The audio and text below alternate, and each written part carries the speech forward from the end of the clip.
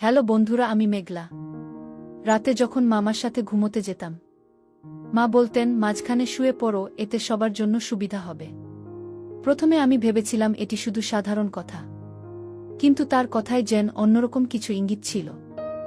এক রাতে যখন আমি গভীর ঘুমে ছিলেন এবং ঘরের পরিবেশ ছিল একদম নিস্তব্ধ, তখন আমি ঘুমের মধ্যে হঠাৎ কাঁধে কিছু অস্বাভাবিক অনুভব করলাম। প্রথমে ভেবেছিলাম হয়তো ভুল হচ্ছে বা এটি আমার কল্পনা, কিন্তু সেই স্পর্শটি ধীরে ধীরে কাঁধ থেকে বুকের দিকে সরে যেতে থাকে। সঙ্গে সঙ্গে আমার হৃদস্পন্দন দ্রুত হতে থাকে এবং মনে অনেক চিন্তা হচ্ছে, কি ঘটছে। আমি একটু সরে গিয়ে তাদের দিকে তাকালাম। তখন চোখে এক অদ্ভুত চিন্তা ভর করেছিল যা আমাকে বিভ্রান্ত করেছিল। বাইরে যাওয়ার জন্য একটা কারণ খুঁজতে লাগলাম, ঠিক তখনই মামা আমার হাত ধরে আটকে রাখতে চেষ্টা করলেন। এরপর আমি পরিস্থিতি থেকে বেরিয়ে আসার উপায় খুঁজতে লাগলাম। কিছুদিন পরে মামা আবার রাতে আমার ঘরে ঘুমাতে এলেন। সেদিন আমি মাটিতে বিছানা পাতিনি, বরং নিজের বিছানায় শুয়ে পড়লাম। বিছানায় আমাকে শুয়ে থাকতে দেখে মামা খুব খুশি হলেন। কিছুক্ষণ পর ঘরের আলো নিভিয়ে দেওয়ার পরে মামা আমার কাছে আসতে চাইল, কিন্তু আমি তারে কিছু বললাম না বা কোনো প্রতিক্রিয়া দেখালাম না। আমার নাম মেঘলা। আমি 17 বছর বয়সী এক তরুণী। আমার গায়ের রং ছিল সাদা, যা আমাকে আকর্ষণীয় করে তুলত। যখনই বাইরে বের হতাম সবাই আমার দিকে তাকিয়ে থাকত। আমি নিজের শরীরের ভালো যত্ন নিতাম। বন্ধুরা, আজকের গল্পটা খুব বেশি স্পেশাল হতে চলেছে, তাই কেউ মিস করো না। দয়া করে গল্পটি ভালো লাগলে ভিডিওটি লাইক, শেয়ার এবং চ্যানেলটি সাবস্ক্রাইব করবে। আমার মামার নাম লালচান। কয়েকদিন আগে আমার মামি আমাকে তাদের বাড়িতে নিয়ে এসেছিলেন। তবে এটি গরমের ছুটি কাটানোর জন্য নয়, বরং এক বিশেষ কারণ ছিল। আমার মায়ের আর মামির বন্ধুত্ব থাকায় মায়ের কথায় আমি মামির কাছে এসেছিলাম। আমার মামির নাম কাজল। মামি আমার নিজের মামি নন। ফোনে জানানো হয়েছিল যে কাজল মামি আমাকে নিয়ে যেতে আসছেন এবং কিছুদিন তার বাসায় থাকতে হবে। মা বাবা দুজনেই চাকরিজীবী। কিছুদিন আগে মায়ের বদলি হয়েছে সেই নতুন পোস্টিংয়ের গ্রামে। বিদ্যুৎ বা পানির ভালো ব্যবস্থা নেই। মা সেখানে যোগ দেওয়ার আগেই গ্রামটি দেখে এসেছিলেন এবং পুরো পরিস্থিতি বুঝতে পেরেছিলেন। গ্রামের অবস্থা জানার পর বাবা মাকে পরামর্শ দিলেন প্রমোশন স্থাপিত করতে। এর জন্য মাকে হেডকোয়ার্টারে যেতে হয় এবং বাবা মা সেখানেই চলে গেলেন। ফেরার পথে তাদের গাড়ির দুর্ঘটনা ঘটে। সকালবেলা বের হলেও বিকেল হতেই বাড়ি ফেরেনি দেখে চিন্তা হচ্ছিল। সন্ধ্যায় মায়ের ফোনে জানতে পারি দুর্ঘটনার কথা। মা জানালেন তার শারীরিক অবস্থা মোটামুটি ভালো, তবে বাবা প্রায় 1 মাসের জন্য হাসপাতালে থাকবেন। মা আমাকে সাহস দিয়ে বললেন, তুমি চিন্তা করো না, আমরা না ফেরা পর্যন্ত তুমি আমার এক বান্ধবীর বাড়িতে থাকবে। কাজল মামি তোমাকে নিতে আসছেন। কিছুক্ষণের মধ্যেই মায়ের এই বান্ধবী এলেন। মামিকে দেখে আমি জড়িয়ে ধরে কেঁদে ফেলি। কিছু বলতে চাইছিলাম, কিন্তু মামি সান্ত্বনা দিয়ে বললেন, তোমার মা বাবা খুব তাড়াতাড়ি ফিরে আসবেন, চিন্তা করো না। এই ছিল প্রথমবার মামির বাড়িতে আসা। ছোটবেলা থেকেই অন্যের বাড়িতে থাকতে কখনো ভাল লাগেনি, তবে এই দুর্ঘটনার পর মামির বাড়ি আমার জন্য আশ্রয়স্থল হয়ে উঠল। বাড়িতে পৌঁছে প্রথমবার মামার সঙ্গে পরিচয় হল। তিনি আমাকে স্নেহের সঙ্গে গ্রহণ করলেন। মা বাবার দুর্ঘটনার কথা শুনে তার চোখেও জল এলো। আমাকে জড়িয়ে ধরে সান্ত্বনা দিতে লাগলেন। তিনি বললেন, তুমি এখানে নিশ্চিন্তে থাকতে পারো, কোনো কিছু দরকার হলে দ্বিধা করবে না। কথাগুলো আন্তরিক শোনালেও পরে বুঝতে পারি যে সবকিছু হয়তো তেমন ছিল না। সে সময় আমার বয়স ছিল 17। কিছুদিন আগেই ইন্টার পরীক্ষা শেষ করে ছুটি কাটাচ্ছিলাম। এই দুর্ঘটনার পরে মা বাবা নিরাপদে আছেন শুনে কিছুটা স্বস্তি পেলেও মন থেকে হাসি চলে গিয়েছিল। পরের দিন সকালে টিভির সামনে বসে থাকলেও মনোযোগ ছিল না। শুধু মা বাবার কথা ভাবছিলাম আর চোখে জল ছিল। তখন আমি এসে পাশে বসলেন। চোখের জল মুছে বললেন, এভাবে কেঁদো না, বেশি কাঁদলে মনে নেতিবাচক চিন্তা আসে। মামাও পাশে এসে বললেন, তাদের সঙ্গে দেখা হতেও দেরি হতে পারে। এরপরও মন খারাপ দেখে মামি বললেন, তোমার মুখে হাসি ফোটানোর জন্য আমার কাছে একটা মজার পরিকল্পনা আছে। তারপর মামি আমাকে তার ঘরে নিয়ে গেলেন এবং কিছু নতুন পোশাক দেখালেন যা আমার জন্য কিনে রেখেছিলেন। একটি সুন্দর ফ্রক পরিয়ে দিলেন। যা পরে আমি আমার সত্যিই খুব ভাল লাগছিল। আমার সাজসজ্জা আরও আকর্ষণীয় হয়ে উঠেছিল। এরপর মামি বললেন, আচ্ছা এবার তোমার কয়েকটা ছবি তুলি। নতুন পোশাকে নিজেকে দেখে বেশ ভাল লাগছিল। তখনই মা বাইরে থেকে ফিরে এলেন এবং আমাকে নিয়ে গান করতে শুরু করলেন। মামা আমার হাত ধরে একটু নাচ শুরু করলেন। কিছুক্ষণ পর মামি এসে আমাদের নাচ থামিয়ে বললেন, চলো এবার ছবি তুলি। তিনি আমার অনেকগুলো ছবি তুললেন। এরপর মামা আমার সঙ্গে ছবি তুলতে এলেন। ছবি তোলার সময় লক্ষ্য করলাম তার হাত বারবার আমার পিঠে চলে আসছিল, কিন্তু মামি এসব দিকে খেয়াল করেননি। তিনি হাসি মুখে ছবি তুলতে ব্যস্ত ছিলেন। মামার এই আচরণ ক্রমশ অসহনীয় হয়ে উঠছিল। আমি তাদের বাড়িতে আসার পর থেকেই মামা আমার খুব কাছে থাকার চেষ্টা করছিলেন, যা আমার কাছে অস্বস্তিকর মনে হচ্ছিল। অবস্থা বুঝে আমি ধীরে ধীরে নিজেকে সরিয়ে আমার ঘরে চলে গেলাম। সেই রাতে মামি আমার ঘরে এসে বললেন, আজ থেকে তুমি আমার ঘরে ঘুমাবে। একা ঘরে থাকলে সারারাত মা বাবার কথা ভেবে কাঁদবে। আমি যা বললেন তাতে আমি রাজি হয়ে গেলাম এবং তার ঘরে গিয়ে শুয়ে পড়লাম। তবে খেয়াল করলাম আমাকে মামি ও মামার মাঝে ঘুমাতে হবে। প্রথমে একটু অস্বস্তি লাগলেও মামিকে না বলতে পারলাম না। লাইট বন্ধ করার পর হঠাৎ অনুভব করলাম কেউ যেন আমার শরীরে স্পর্শ করছে। বুঝতে পারলাম এটি একজন পুরুষের হাত। তাই আমি হাতটি সরিয়ে মামিকে দেখতে দিলাম, যাতে তিনি এটি বুঝতে পারেন।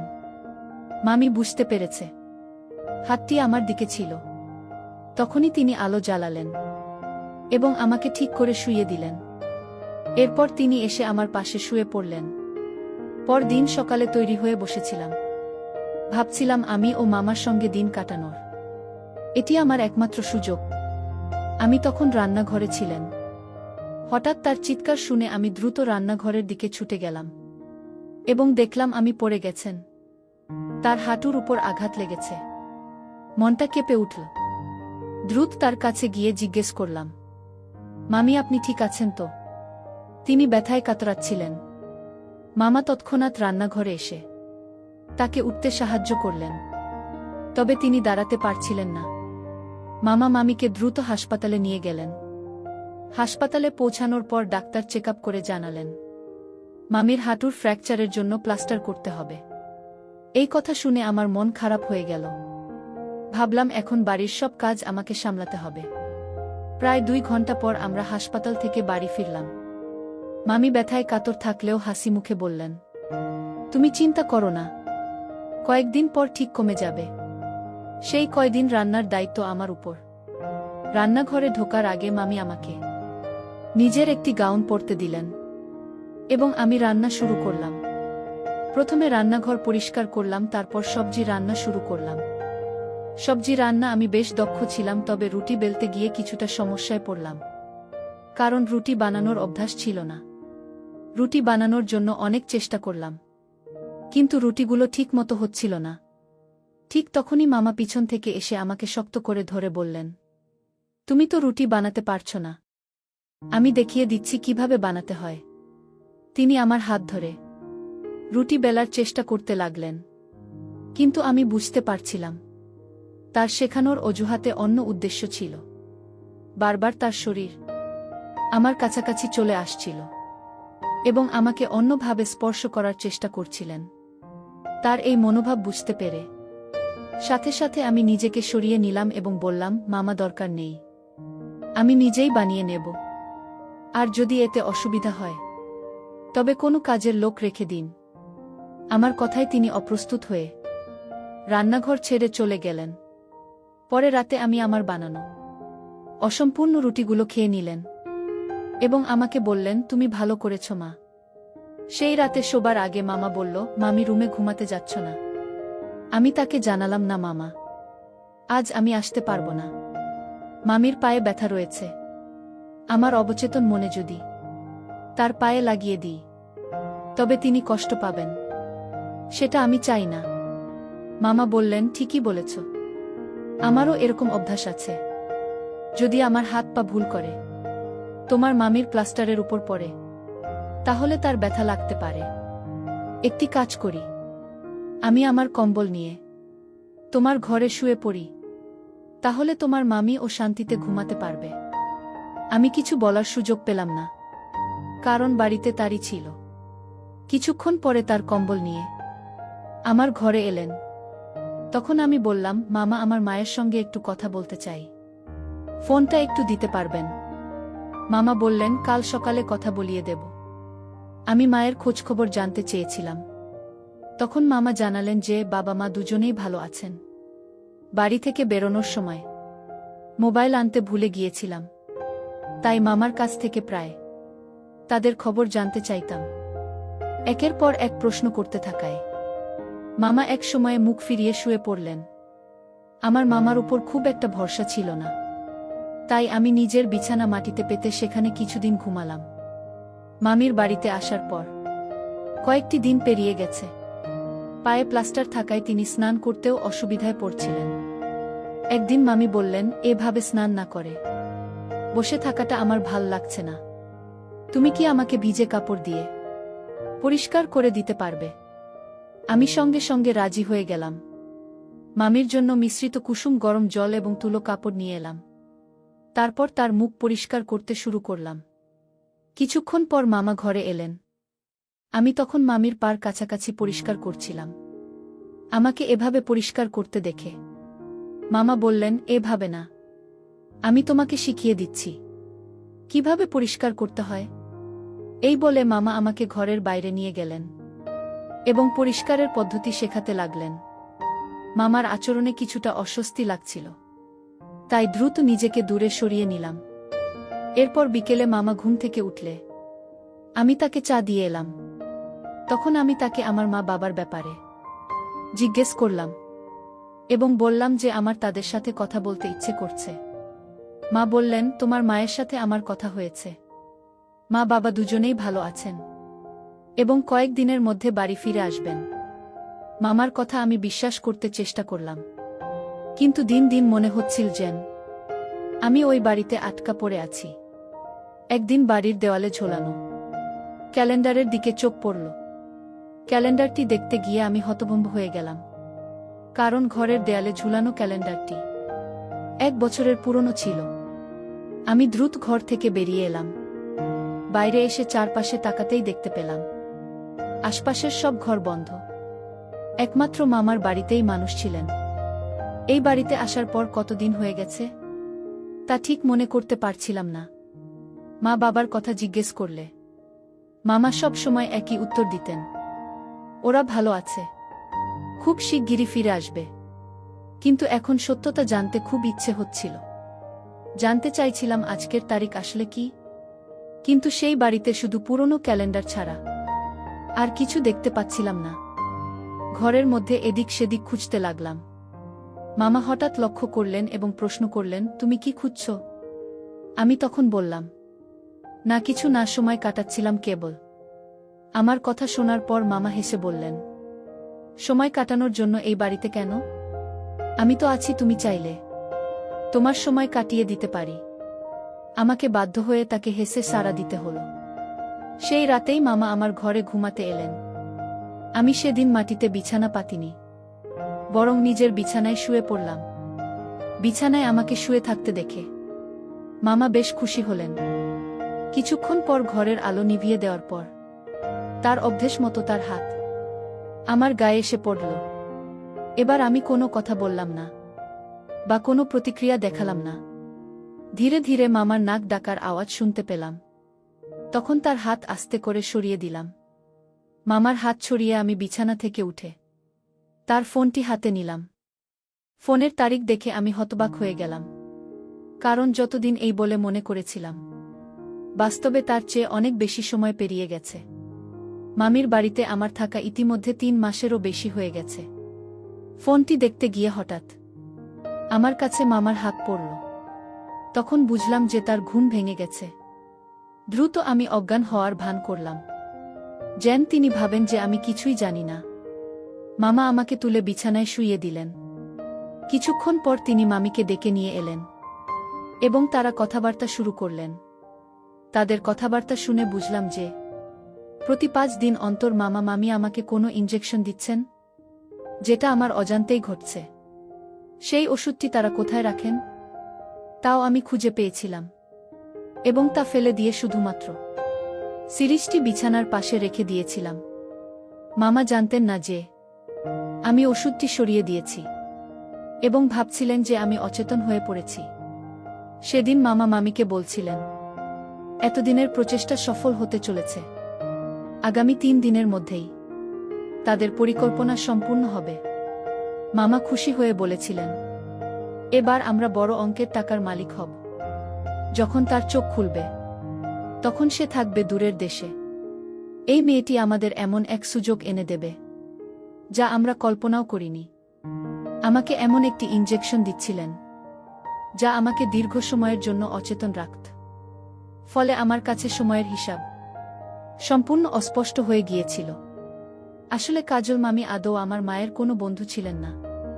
তিনি একটি নারী পাচার চক্রের সদস্য ছিলেন, এবং মামাও সেই দলের একজন সক্রিয় সদস্য ছিলেন। আমার মায়ের দুর্ঘটনার পর থেকেই তারা আমাদের এলাকার উপর নজর রেখেছিল। যেদিন আমি বাড়িতে একা ছিলাম সেদিনই তারা সুযোগ নেয়, এবং সেই সুযোগে কাজল মামি সে আমাকে নিয়ে আসেন।